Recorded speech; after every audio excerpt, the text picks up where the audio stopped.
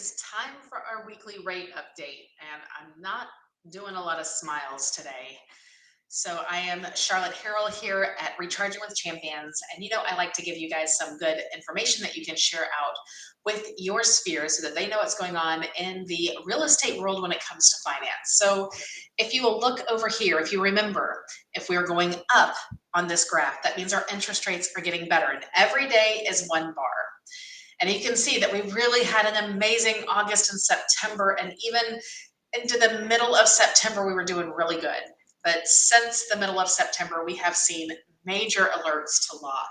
So that just means that we have seen lots of bad weakening in that mortgage-backed security markets, which means your interest rates have unfortunately gone up. So if you look at this graph, you're going to see where I've highlighted right there in the yellow spot. That yellow spot is where we are today. And if you look, we are back to about where we were in the middle to end of June.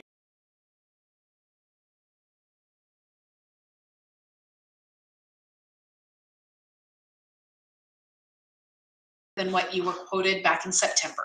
So in September, it's time to give them a call and see what their interest rate is now to make sure that we are qualifying them for a house that is in their price range and that you're shopping for houses that are in their price range, right? That's kind of a big deal. Now, here's the thing. There is a lot of back and forth over what is causing these interest rates to go up, whether or not they're going to stay up. And the question is, what is causing this major increase? What is causing this weakening in the mortgage-backed security? The jobs report is actually a little bit weak, but they are thinking that maybe all of these weak reports are specifically due to all the storms that we had earlier. So they're thinking that maybe it is not as weak as the reports are showing. So does that mean the rates are going to continue to go up? Who knows? Are they going to go down? Who knows? But I can tell you that today we are sitting the national average for a 30-year fixed rate is in the high sevens right now. That is for your conventional national average on the 30-year fixed. Remember that interest rates really do change based on your credit score, your loan amount, where you are, your down payment, what loan type you're doing, what type of house you're buying, so many things, and even your debt ratio. Crazy things go into what makes your interest rate your interest rate. So call your mortgage professional, get a quote so that you can know about where you are at when you are shopping for houses this week. Now, the good news is we are seeing houses stick around on the market a little bit longer. So for your home buyers that are out there looking for a house, you might actually have some decent inventory to go look at and pick from.